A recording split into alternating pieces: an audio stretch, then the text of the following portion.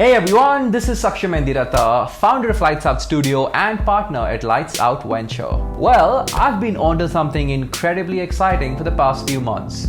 I have met some of the most celebrated entrepreneurs in the country. This actually started with me identifying a gap in the Indian startup ecosystem. You see, even though startups dominated the past decade in our country, we still kept looking back at what Silicon Valley breeds in its culture. I thought it was time to change this. So here I am with an all-new limited edition series where I talk to founders of some of the fastest growing startups in the country. And we ditch the traditional podcasting format that you've known. So sit back, sip that drink as I bring to you In the House. You know, there was so much information written about him on the internet that before we got into a conversation, I was extremely overwhelmed. And this usually happens when someone's intellectual largesse is just like way out of my proportion. But I think everything that unfolded in this conversation was about mindset and values. His journey from McKinsey to becoming a co-founder, investor, and then finally a founder at Mensa. It's surreal. Every single bit of this is worth taking notes from. So here I am, once again, in the house with Ananth Narayanan, founder of Mensa. You're gonna love it. Check it out. You've been an entrepreneur in various senses for the past many years. Right. After McKinsey, I think the mindset kicked in. Yeah. What does that mean to you? What is that sense of entrepreneurship for you? So I think entrepreneurship is creation.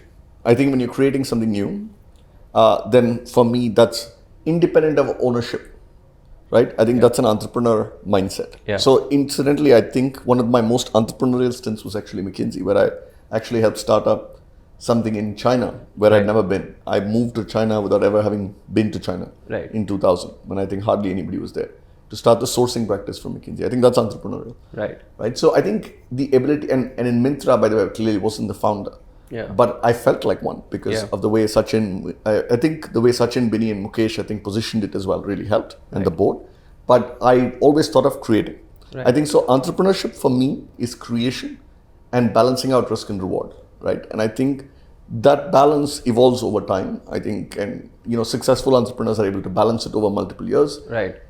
Sometimes it goes out of balance, which is when there's more risk versus reward, right? So, but I think entrepreneurship for me fundamentally is about creating something new, whether it's an idea, whether it's a business, whether it's a product, and managing some form of risk and reward while doing so. Do you think the appetite of risk changes? And if it does it change with time, experience, or does it change with scale? I think it's interesting. I think it's a great question. I think the answer is yes. I think it depends on life stage, for sure. Correct. Right? Yeah. I started being a true entrepreneur in the sense of starting my own business much, much later in life, in my 40s, right? And I think most people would say that's much higher risk, much later in life. Right. But actually it's very different, right? Because, for me, the way you should think about it is, can you feed yourself and your children? Right. And put them through education? And I think then the rest of it is, you create, you have some level of risk and you sort of you do whatever you want to do. So I think risk earlier on, right? So I think early 20s, very easy because you have a long period of time to recover. You're getting into a very interesting part of it, but yeah, sure, go on. Right. So I think early 20s, very easy, right? Yeah. I think mid 20s to 40 is difficult because I feel like that's your earning period, right? Responsibilities increase. You get a family. It starts to actually, your life starts to change. And I think, by the way, later on, it's much easier because at some level, as long as you don't have ego, right, and you're not afraid to fail, then I think the risks are dramatically lower, right? It doesn't change anything for you. So, no, I think that's a classic chicken and egg sort of a equation where you could take higher risk. And this is what I want to dabble in with you specifically. Yeah. The experience in the beginning is really low. Yeah. Right? The ability to take risk is far higher. Yeah. Do you think the ability to take risk combats the inexperience with much more opportunity creation and experience creation that you end up doing? I think it depends on the nature of the problem you're trying to solve, is my sense. So I think one thing we haven't spoken about is fundamentally why do you take risk? Right. Right? Nobody just wants to take more risk, right? You take more risk because you're passionate about something. You believe in the idea when others don't see it, right? I think a lot of this is around maybe seeing around the corners. You don't see perfectly, but you have a view of what it could be. So I think you have to be passionate about it. The reason I'm coming to sort of later in life versus earlier is, for example, what we're trying to do at Mensa. It's very hard to do if this is your first entrepreneurial journey. I'm not saying it's impossible, but it's hard to do. You're right. Right? Because you have to deal with founders who have built businesses, and you have to sort of figure out what will it take for them to partner with someone like Mensa, which is a very different skill. You need to have financial stability 100%. because you need to be able to sort of think about debt, equity, financial engineering risk. And then you need to have operating experience because either you've run an e-commerce business before or you haven't, right? And it's hard to sort of say, I will add value to a D2C brand without having scaled a D2C brand 100%. before, right? So there, by the way, in this kind of business, I actually think experience matters more than risk taking. So, here, if you balance the two out, if there are two sides of the, I would say the experience matters more and it actually reduces the risk, right? But if you're starting something brand new, I mean, if it's Facebook new that you're starting, right? Yeah. I mean, there you don't need the experience because you're creating something brand new. Yeah. Right? So I think it depends on the problem and the passion that you have for the problem. Right. And some problems require more experience than others. And as long as you're cognizant and you can understand that, I think that's right. I think just to that point, right? A lot of entrepreneurs or the kind of backing that they get from investors, I feel is a lot based on a fear of missing out. Yeah. Just because someone else has started, I'm going to enter this game, or someone else is investor, I'm going to back this venture. And as much as there, most sectors end up having a positive sum game, and you increase the largesse of it. You're right. There is a certain balance between what is the reward you're chasing, what is the passion, what's the objective, the whys. Was that something that you had to combat when you were kickstarting this venture, Mensa? Not really. I think the way I thought about Mensa was actually quite simple. I actually hadn't heard of aggregation when I started Mensa. So the way I thought about it is, India fundamentally lacks a lot of brands. Yeah. The number of $100 million brands, right, in India across fashion, beauty and home is sub 30. Yeah. In a country with 1.3 billion people. I felt like you could do something. And I think, I grew up in Chennai, in Madras, and you have huge export houses that do lots of this, but they don't build their own brand. Yeah. So it felt like there was a vacuum in the market in terms of how brands could be built. I think that was one sort of insight, right? I think the second insight for me was it takes very different skills to start a brand and scale a brand. I think most people forget this. I think it takes two people, a laptop and some money to start a brand online today, right? You can start to get sales right away. Yeah. But to go from 20 to 200 crores or 200 to 2,000 crores is a very, very different ballgame, right? And I felt like there were not enough people in India who had done that and understood the change of what it takes to build that, especially digital first, right? And so putting those two together, it felt like an interesting opportunity because you build something, there was a need for it in the market. Yeah. Not many people knew how to do it. Yeah. And it felt like a large enough opportunity. So I said, why not try that, right? I think that was sort of the thesis behind it, right? I actually didn't think as much this time about, by the way, I fundamentally don't think valuations matter.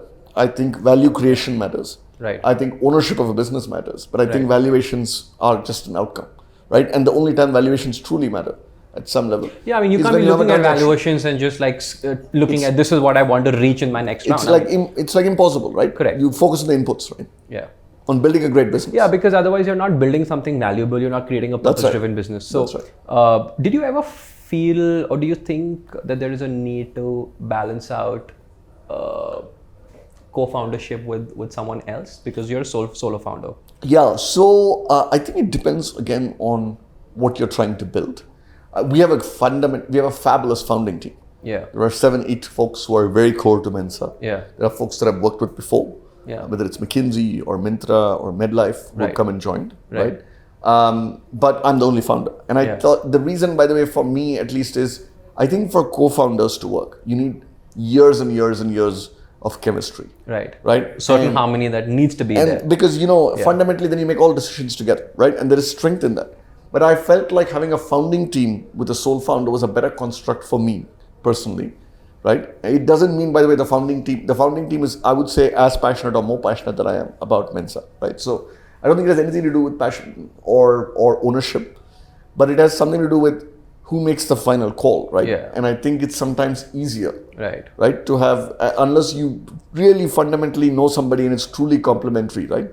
I think co-foundership is hard. I mean, I would just look at it as, and I would place myself as a relatively new age, much less experienced entrepreneur to what you've been, right? And I think there'll be a bit of a juxtapose here. So I think having a co-founder just eases a lot of things out for you in terms of shared responsibility and largely the mental well-being of how founders need to be. Right. I think it's also just stage in life, right? I mean, I think for me, the question was whether one co-founder or founding team was the right answer.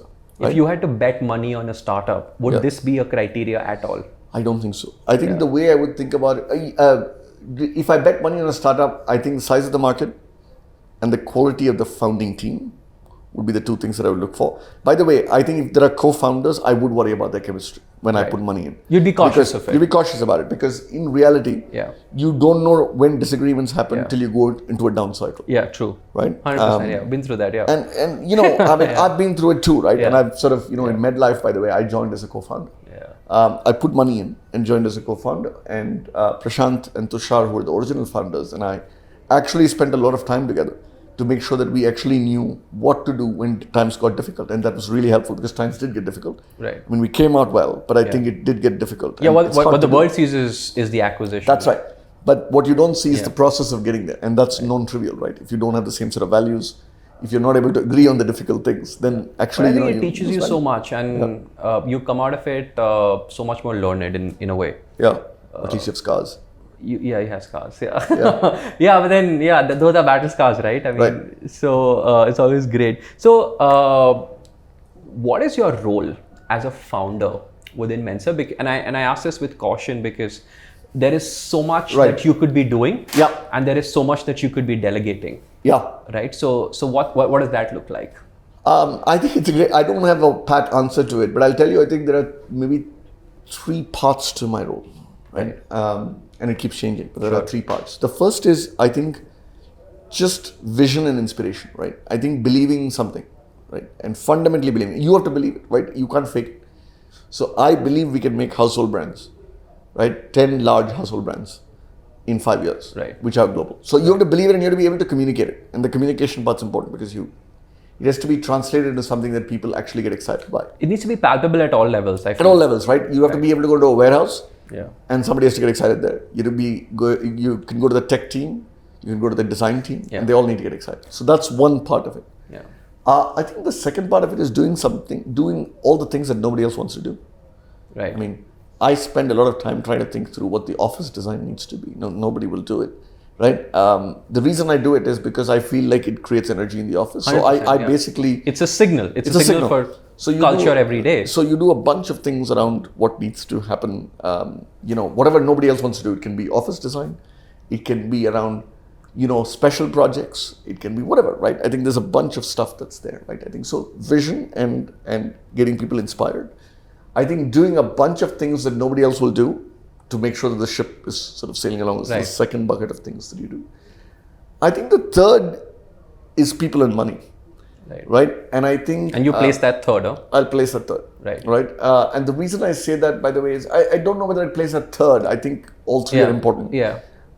People for me is figuring out what is the culture that you want to build. I think one of the coolest things about being a founder is you can choose the culture. Yeah. And you can choose the people. Yeah, true. And therefore spending enough and more time on who you want to work with and what the culture is going to be is, I think, very exciting. Right. I think the money part is important because you have to see around the corners. Right. How much money do you need? What do you need in terms of capital? How is that capital going to come? How do you sort of do it in a thoughtful manner so that you don't keep diluting? All of that, I think, is things that you don't worry about. And governance. So I think there's a myriad of things, right? I mean, but I think vision and inspiration would be clearly number 1. I think there is a set of things nobody else will do. Right. And I think people and funding would be the third, right? I would say that those are the things that at least I believe eventually lead to making a great institution, right? Because in order to build an institution, you have to last for a long time. In order to last for a long time, the key is not to die, right? So longevity in startups makes a big difference, which is why I think all these three are important, right? What are, I mean, within this, right? If you were to pick a few mindsets that you emulate out of large traditional businesses, it could be, and you take the example of P&G, right? Or say you work with McKinsey, large traditional, much 100-year vision, outlooks. Are there some inspirations that you take from them? Absolutely.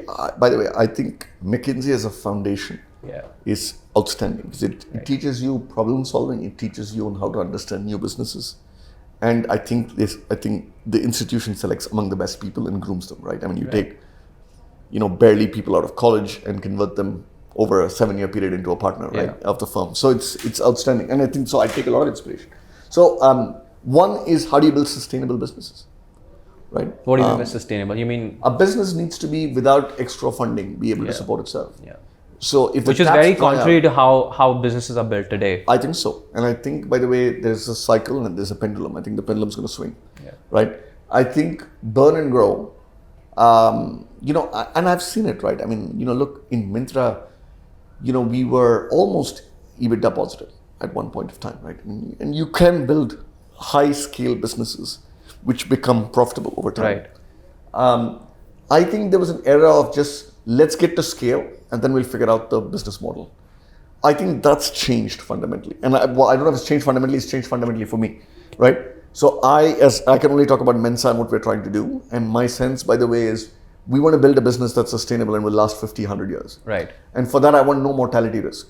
How do I avoid mortality risk? I want to build a sustainable business. So I think that's one mindset that I think. But you're aware of the fact that this can't be done without a heavy pool of capital to be injected at the beginning. At the beginning, but I don't think, by the way. So the way I think about it is, so sustenance can happen. And by the way, my sense is, I think capital can drive growth. Sure. But steady state should make itself sustainable. Correct. Right. So I think this is sort of one thing. I think the second, I think from a traditional, at least the McKinsey learning is, hire outstanding people and develop them, right? I mean, one of the values we have at Mensa is caring meritocracy, which may seem a contradiction in terms. I think meritocracy matters because we're a sports team. Everybody needs to perform. Excellence matters. But how you deal with performance can be done in a caring way, right? And therefore, this becomes a value. And so hiring great people and caring about their development actually matters. And people talk about compounding effect as far as money is concerned, right? I think the thing that compounds the most is talent and people. Right? Over time. And so I think these are two things, at least from a mindset standpoint. One, sustainable business. Right? So do you last long? Because if you last long, you'll build a great institution. And second is having terrific people and a culture that sort of helps grow people. Right? And I think that's both are important. So I mean, I just fail to understand this, right? Why are businesses being pushed today to become unsustainable at the cost of growth?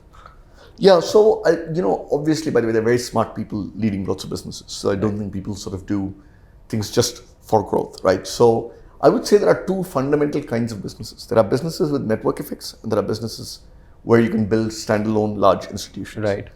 Network effect is the number one and the number two player attract almost all of the users and all of the capital and therefore all of the talent, right? Marketplaces are an example, but in India, by the way, even that's not been true. Right? I mean, you have Amazon, you have Flipkart, you have a ton of them, AGO, you have all of them, right? But I think in network businesses, getting to scale is important. Therefore, speed at which you get to the minimum viable critical scale is important. Now, what that is, you can debate, but there is. In a business like Mensa's, for example, I think there can be multiple large players. I don't think there's a network effect. I mean, there's a network effect maybe with talent and capital, but I don't think there's a network effect with users, right? And therefore, you can grow more sustainably. You don't have to look at the. I mean, very traditionally, look at the addressable market that exists in India. It's $180 and you're billion. in 3 sectors. That's it. Yeah, I mean, that's right. There are a ton of them that are still there, which are untapped. That's right. And it's. I mean, India is not the affluent society. It's a mass premium segment, right? So there's so much scope. So I mean, you're right? When you say the pendulum is going to shift, I think the whole concept or the whole term that's been introduced around the funding winter and so on, I think the only thing that it's going to do is just correct the businesses that are running on a certain unsustainable note and they're gonna just like. See, I think there's always lots of capital available. There is. I think there the is. question There's is no where doubt, does the yeah. capital go, right? Even in network businesses, what matters is unit economics, which is at a transaction level, can you make money? Right. If you can, then your product market fit, right? Because you can invest a lot in R&D, you can invest a lot in tech. They're all future investments, right? Right. So I think that's a little bit of just the way I would think about it, right? Unit economics matter in network businesses. In other businesses, build it sustainably. Right. I mean, the race is only with yourself, right? I mean, nobody else cares. Right. How do you know you've hit or this is a great product market fit business? In consumer tech. I think in consumer tech, it's actually relatively easy to sort of think through whether you've got it or not. The first is actually just consumer love. It seems very easy and obvious. So you can always measure it. You can measure it. Yeah. I think you can measure repeat rates. You can look through cohorts. Yeah. You can look at reviews and ratings. You can look at usage, right? There are multiple quantitative indicators of consumer love. I think if you don't have consumer love, it's very hard to build a consumer tech company that works, right? True. And I think consumer love is fickle. Right. So I think just because you have 12 months of cohorts that do well doesn't mean the next 12 months will do well. So I think, over time, are you maintaining consumer love is one important thing on product market fit, right? I think the other on product market fit is it sustainable? Again, I go back a little bit to the sustainability piece. And sustainability for me is, are you able to grow the business at some reasonable number and still make money at the unit transaction So should it be relative to the market or should it be relative to your past growth? I think it should be, it's a good question. I think it should be relative to market. The reason is, by the way, market at some level, and I don't mean only the online market. So let's say, by the way, inflation adjusted nominal GDP is 10%, 12%, right? You should be able to grow 2-3x of that. Right. So the challenge with that is the metric that are sort of defined within the market are not standardized because everyone has their own way of calculation. You'll either get an intelligence firm or a fund or a research firm to govern certain metrics. And if that is what you're chasing, would it even stand true for your specific business, which is very culturally purpose-driven machinery? Right. No, the only reason, by the way, I would say that it matters, at least to some extent, is actually, one is if you're not growing faster than the market, right? Do you really have product market fit? Because, unless you're defining a brand new product, I mean, if you're creating Facebook, great, you don't need to worry about the market, right? Or Insta or whatever it is, right? Or WhatsApp. But if you are, by the way, in building beauty brands or fashion brands, there is a market for it, right? Right. I mean, are you growing faster than the market? You're not bringing something brand new to the market. I mean, I would just argue on that and say, as long as you are looking at growth independently, you're a bit positive, you're increasing your TAM, because you could be a niche player within the larger array of things, and you could still be lower than the best or the most fierce competitor. Fully agree. I think, by the way, it's market growth rate relative to what is applicable to you. To you, correct, got it. And what I mean by that is, for example, if you're a niche, very profitable player, you don't need to grow faster than the overall market. You need to grow faster than who are the 4 or 5 people who are doing the same thing that you're doing. Understood. So, absolutely. The second thing I would say is it depends a little bit on what you've told investors and whether you've taken external capital. I think setting the right expectations with investors as you take the money is really important. And most people forget that, right? I think happiness, by the way, is at some level exceeding expectations, right? So what the expectations are that you set with them is important. If you set 100% year-on-year growth expectation and then you're at 50%, everybody's unhappy. But if you basically think the market's growing at 20 and you're doing 50, everybody's very happy. So I think setting the right expectations with your investors is also quite important if you take external capital. If you don't, it doesn't really matter. You're absolutely right. So in the entire spectrum of things, do you think now that there is so much evolution and pace that's come in consumer tech, there needs to be a certain guiding principle, common metrics, body, something that sort of also helps these businesses define how fast or how well to grow? Because in the US, a lot of these exist. The context context setting exists, and I think, and the reason I ask you is because you've seen both sides. I would say hard to come up with a benchmark.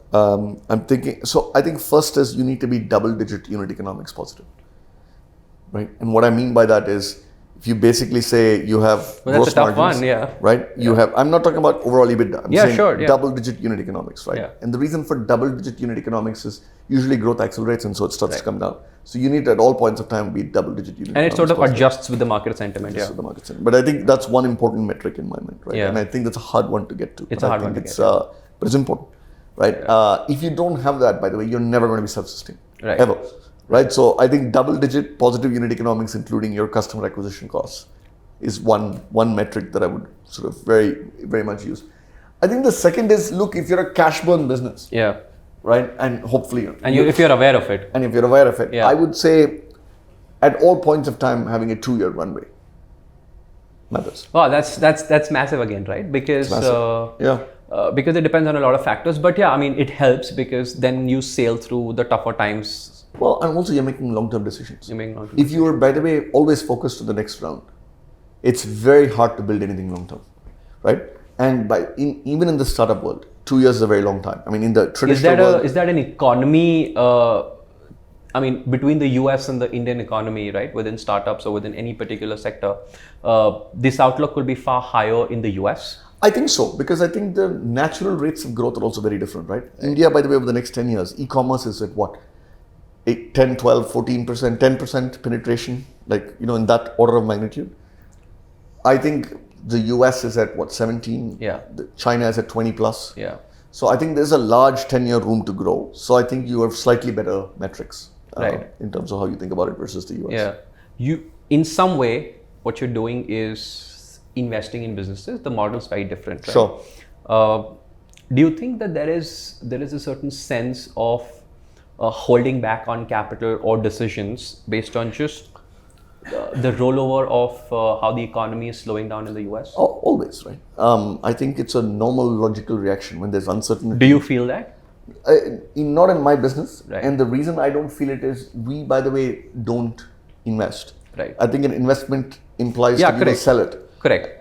We are trying to build brands for the long term. Right. So we have a 10-year horizon, right, in terms of building brands. Right. So we're fundamentally betting on a brand and a category to grow for 10 years, right? So to that extent, a 2-year cycle is less relevant.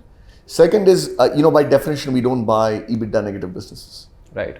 So we don't have loss-making businesses. You hedged it out there. Yeah. So I mean, we don't talk to EBITDA negative businesses. Right. We only chat with EBITDA, which may reduce the overall volume of who we talk to. Right. But I've spoken to 700 plus founders in the last year. Right. So I think there's enough businesses that are bootstrapped. I think the 1% that gets VC funded is the one that gets all visibility. There's a big Indian sort of contingent that's continuing to build great entrepreneurial businesses in all parts of India. Yeah. If there was something very contextual to, you say you've spoken to 700 founders, very few of them would be selling to the affluent India that you and I live in. Right. Or buy from. Yep. What is the mass sentiment that's brewing? I think there are a few patterns. So I've spoken exactly to 752 to be exact. Very interesting. One sort of thing that sort of gets it that's quite striking is just ambition levels. Right? I think if you went to what was traditionally a small and medium enterprise and you spoke to them, people would say, look, I want to take home some amount of money every year. Right. Roughly, right? I mean, and that money needs to go up over time. If you speak to many of the founders today, I think the ambition level on what they can accomplish over 2, 3, 4 years, I think the optimism and the ambition levels are much higher. Right. One of the reasons brands choose to partner with Mensa is because they believe fundamentally that you can make that brand a household name, right? So you can see that optimism and ambition. I think that's one thing that I think is interesting. Second is, by the way, I think for every founder who's non-venture capital funded, there's a set of 10, 15 founders who bootstrap, who get lines of credit from banks, who basically manage the business like a real business and are still getting 40, 50% growth. And that's truly inspiring, right? I mean, there's a large part of India. I'll give you an example. I mean, these are Mensa examples, but so be it, right? I mean, we have a Pratik from Indore. We have a Mobashir from Calcutta. We have a Pallavi from Pune. All of who have built businesses with no external capital. And they're not in the media, they're not in the limelight. Nothing, right? I mean, and they built great businesses. A Romil from Mumbai, right? I mean, superb businesses. And I think that, by the way, really surprised me because, if you live in Bangalore Right. I think apart from sort of consumption of mass premium stuff, I think you sort of... Yeah, there's a gap. Yeah. I mean, I think you believe your own, you smoke a lot of your own exhaust, right? I mean, it just feels a little bit like, you know, everything is venture capital funded, startup world is the real world, and there's a whole world outside, right? I think Bangalore is an independent economy. Yes. It's a bubble of sorts, not in a bad way, but I mean, you could... No, I think it's great. It's a great one. Yeah. Things compound here. All bubbles are great as long as you're in the bubble.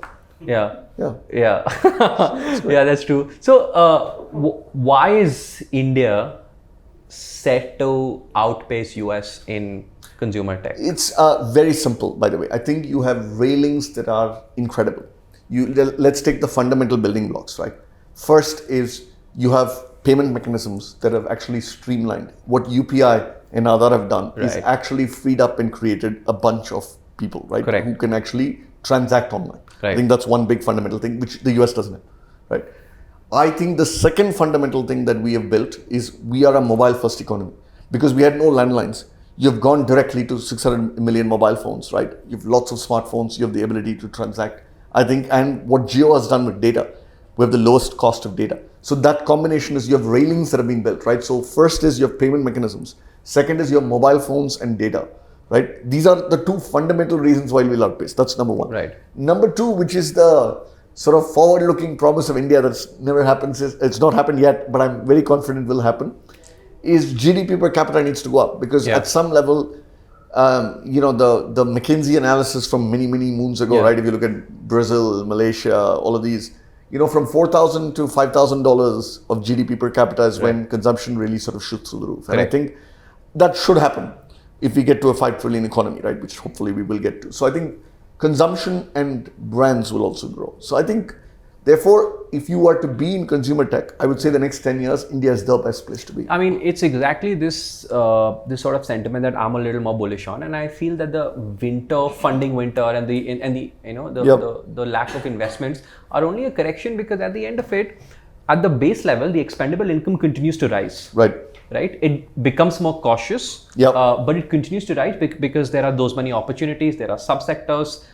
You are now going beyond your needs into demands. Right, we're sort of entering that phase, and it's even the tier 3, tier 4 economies that are realizing that, and there are aspirational brands that are targeting them. So you're right. I don't think consumer tech is going to stop or decelerate at any point. I don't think so either. And I think especially if you take a 5-10 year view to life.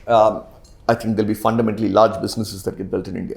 Right. I think, by the way, what perhaps the slowdown in the US translating into some slowdown in India will lead to is fundamentally better business models and fundamentally better businesses getting built. But I don't think it's going to slow down.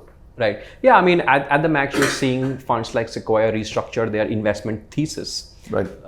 At the end of it, the investments are still happening. And I also feel that the gap or the difference between, just to add to the point between why will India outpace US is, there are so many micro sectors, there are so many sub-businesses that are catering to a particular type of audiences, and hence you have channel partners that have come from them, right?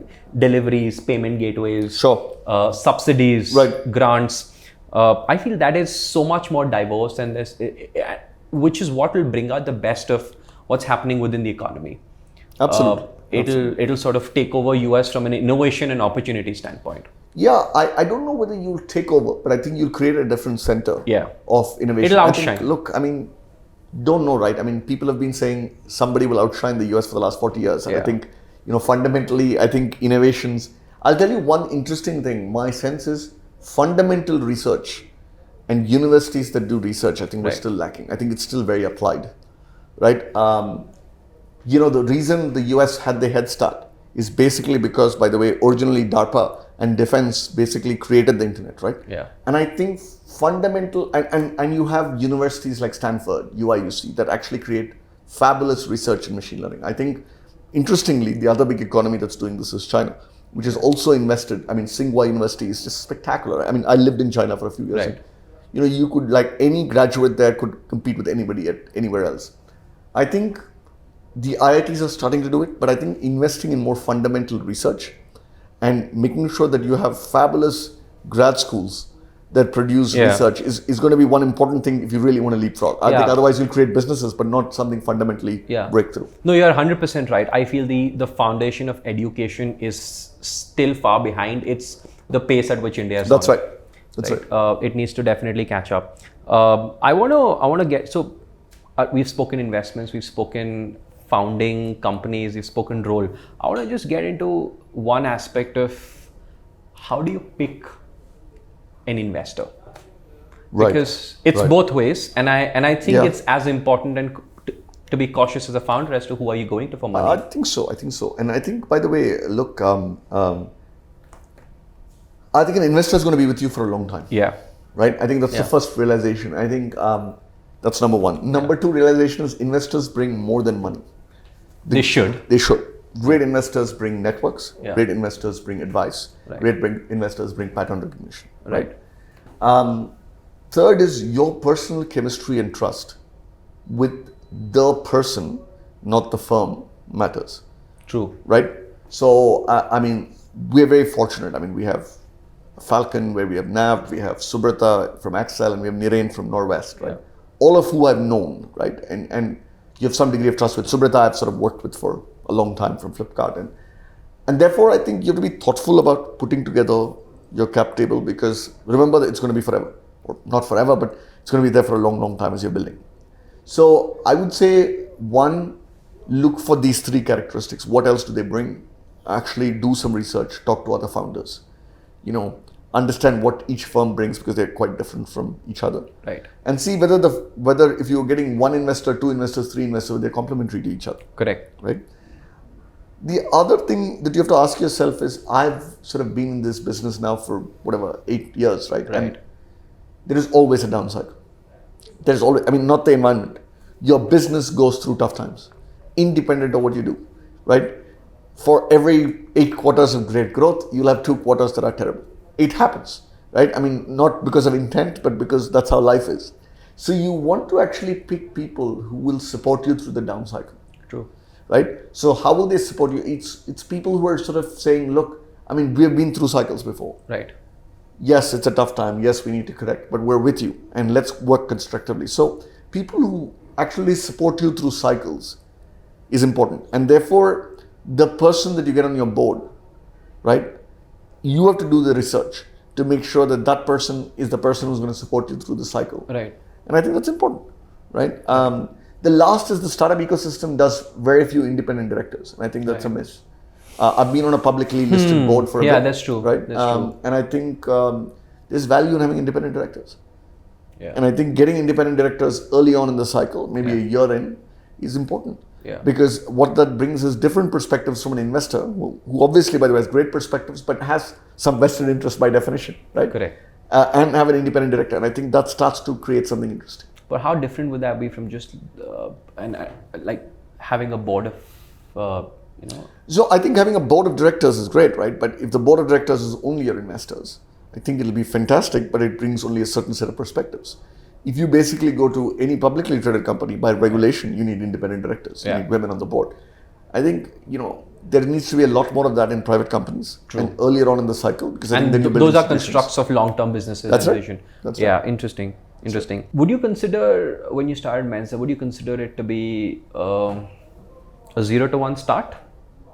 Very it much. was, right? And I know you rely and you propagate very heavy on culture. Yep. What are early signals that should be sent out on culture when you're building a founding team? I think the first is you have to have an articulation of what culture is. Right. Otherwise it becomes very nebulous, right? For me, by the way, an easy translation of culture, not the only one, but an easy translation is values, right? And values are things that you do when nobody's watching. Right. Right. As theoretical as it is, but it works. I'll give you a practical example, right? We have one value called frugality, right? So one of the founding team members, Pavan, and I actually flew to the US to meet some investor, to see a brand, etc. And we flew in coach. Yeah. Right. And it was, I forget the number, but it was a few $1,000s to upgrade. Yeah. And the conversation we were having is basically saying, look, we could use that money in marketing. Yeah. I think that's a value. I've seen that picture actually, so I relate to that. I think that's a value, right, in my mind. And so, being clear about values is very important. I think, and articulating them is important. The second thing I would say is the first, I would say 20 people in the company need to embody these values, right? And you have to sort of take the time to get to know them. And by the way, you'll make mistakes. The other thing that's important, which is hard and nobody talks about it, is what if you hire somebody, you think they have the values and they don't have the values? What do you do? If you don't do anything, that means the values are not important to you, the business is more important. Right. So actually, by the way, taking the tough call at the expense of the business and making sure that you make a hard people decision sends a very strong signal, perhaps the strongest signal. Culture over skill set. Culture over performance. Over performance. Right? And I'm saying if you have, by the way, a complete ass who basically is like destroying the office culture but is able to still deliver on numbers and you don't take any action, that is the strongest signal. I'm sensing you've been there. Right? Yeah, of course. Yeah. I mean, not just in Mensa, right? For sure, in Myntra and Medlife, in McKinsey, right? I mean, and I think we don't do that. That's important. Right? Likewise, by the way, calling out examples of great culture is also important. You don't do it often enough because it's so hidden, right? You take it for granted. You take it for granted. True. And so articulating why it's important and here's an example of it and telling stories around it is important because then it becomes real. Right. When you're also hiring, right? Yeah. You're hiring and you're not hiring for the first time now. What is the weightage you give to experience? Because a lot of times that could turn out to be a bit of a baggage. Sure. And I again use this with caution because you are creating a new subsector. Sure. Right? The concept of Mensa in India, the kind of businesses that you are, did not exist. Right. So how do you peg that experience and weigh out the baggage from it? I think great question. I don't think I have a easy answer to it, but I look at sort of three things when I evaluate a candidate. I look for intrinsics. Intrinsics are, smartness, ability to learn. Right. Right. So can you learn a new skill, etc., etc. Right. So I think I look for that intrinsics. Right. The second is I look for attitude, which is, will they fit in with the rest? Are they hungry to learn? Are they humble? Whatever you want to look That's for. True. Whatever your values are, whatever values you set. Attitude / values. Right. And the third is I look for competence in a particular specialized field. You can't have a controller. Does that come with pattern? That comes with pattern, right? So because, for example, you can't lead engineering without having done engineering before. It doesn't matter how smart you are. Or by the way, the same thing is true for a finance professional, right? True. Whereas, by the way, if you take category or you take marketing, right, I think it's possible to have a high intrinsics, high attitude person learning. Right. So you sort of try and get the mix right. For me, I think all three are important. By the way, in my mind, they're a multiplier. So if any of them is a zero, we don't hire the person. Yeah. Right. I mean, if you have great expertise, but your attitude is a 0 or 1, we don't hire them. Yeah. Right. So I think it's a multiplication between these three factors: intrinsics, attitude, and specific competence and expertise. Right. Culture is something that a lot of founders or entrepreneurs end up placing slightly towards the tail end. Yeah. Because it's not something that's going to get you through your next round, possibly. Right. I think that's a mistake. It's a mistake. The tailwinds are very heavy with culture. Right. Right. And it has the ability to sway you across. So does culture matter in terms of the businesses you're acquiring as well? Yes. We spend a lot of time. I think the business we acquire typically, by the way, have very small teams. Yeah. So usually the founder or the founding couple spend a lot of their time. So we spend a lot of time with the founder to make sure that there is a match in values and a match in vision. I think those are quite important. Very distinct understandings and backgrounds and experiences. Absolutely. But I'll tell you, if you have a common shared vision saying, I want to build this brand into 1,000 crore brand, and you have a set of values which says, I won't burn money. I'll be frugal. I want to think big. Right. I mean, if you spend 3 hours with a person, you typically have a sense on whether the vision and the values match. And I think, by the way, that's a huge and important criteria for how we pick partner brands that work with us. Customer love, founder quality, and complementarity are the three things that we look for. Right. Interesting. I've been actually sort of very curious to ask you, does success ever get to you individually? it's easy to say no. I think there are parts of success that you enjoy. I think. And how do you stay humble with them? First is have kids. It's very easy.